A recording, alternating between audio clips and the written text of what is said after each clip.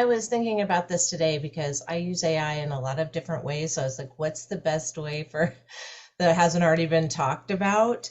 Um, I mean, how many of you have used it to create quizzes or rubrics? That it does a great, like ChatGPT makes really good rubrics. They're a little on the lengthy side, but you can ask it to shorten it, which is what I do.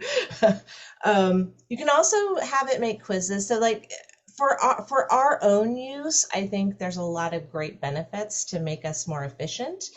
Um, and I think too that sometimes it's things we might not have thought about. That's one of the things I love about AI is that it broadens our imagination a little bit. Like, oh, you know what, that's a good point. I hadn't thought about that, right? So, and I think it does the same thing for students. So, a couple of the ones that I use, I don't know if you want me to talk about serious ones or fun ones. I have both, but for serious, ChatGPT is still the standard, but I use Perplexity a lot.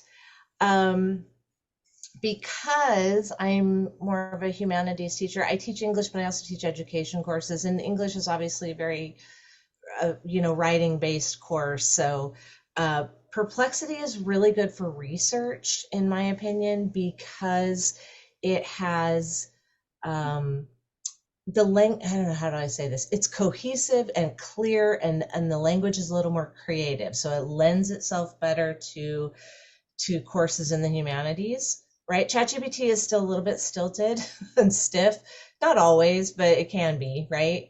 And Perplexity is a little bit flowy. I don't know. I like it. So I use that for having my students start research. Did you want me to show you that or just talk about it? Show, please. Okay. All right. Thank you. You're welcome. Not to worry. Okay, first I got to figure out where it is. I should have opened it first, huh? Okay, you have everything open. All right. How do I move my menu down so I can see my tabs? Okay, here's Perplexity. Can you see it?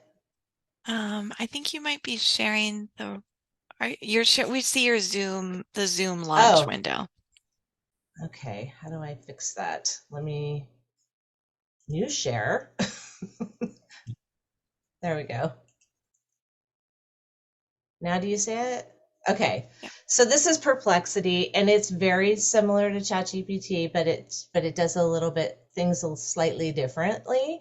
So for research, you can ask it. So I actually did a couple of just preemptive ones here. I did help me find a topic. This is what you would have a student type in.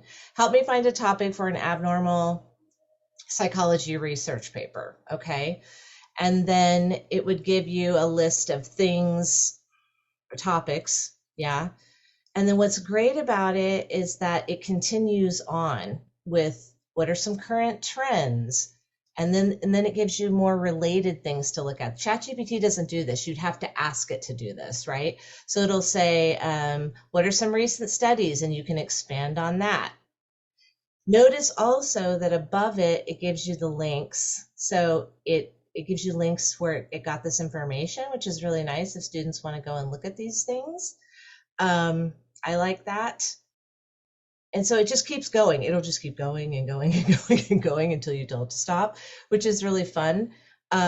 So I like this one for research, and I'll have students use this one to start out a research paper. Like in my education course, they have to look up teaching strategies. So this is a good place to start, and it gives them lots of things to think about that they may not have thought about. It is also free, like ChatGPT. There's a paywall for some things, but like this, like getting an image, but for the most part, it's free. So I like Perplexity for that. And then I also, does anyone, now I'm going to have to figure out how to show this screen too. Why is my menu at the top? How do I fix that? It's supposed to be at the bottom. How do I move it? Um, I don't know. Okay. Well, that's all right. I'm going to show you, does anybody know Humi? Humy? Okay, let me show you that one. That's my fun one. Not that this one isn't fun, but you know what I'm saying. It's just this one is, maybe I just need to make a new tab because I'm not going to try to. Yumi. Okay. Oh, switch to this tab. Can you see this? Yes? Okay. So if you're a lit person, a history person, even philosophy kind of person, Hume is super fun because you can have your students actually talk to a famous person in history, right?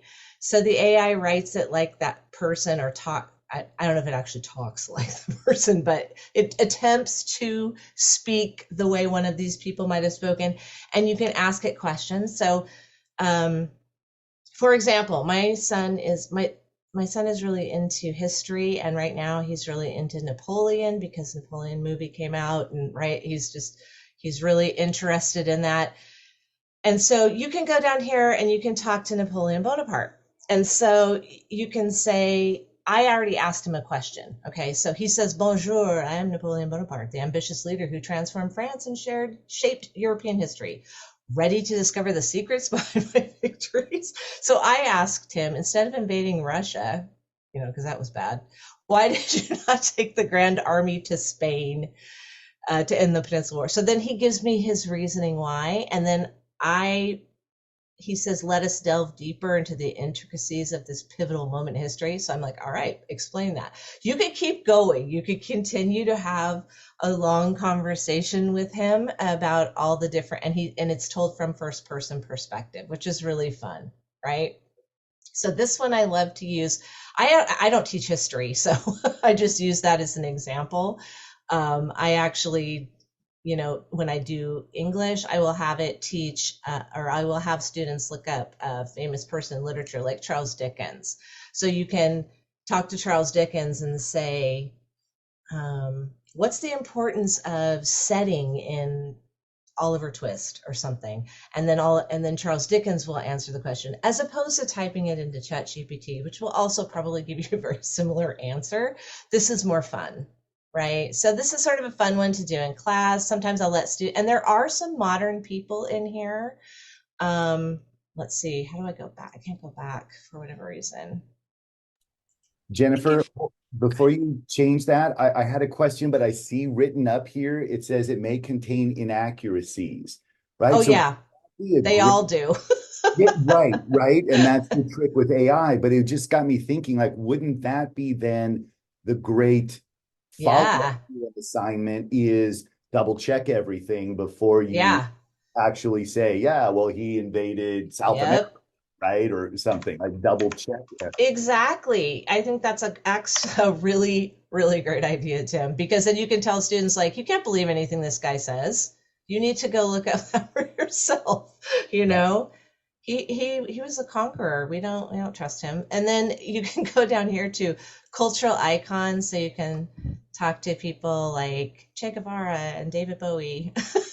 So, it's just a fun little, I don't know. I think it could lend itself to a lot of different classes, if you wanted to have some fun with it. So this is a fun one that I use.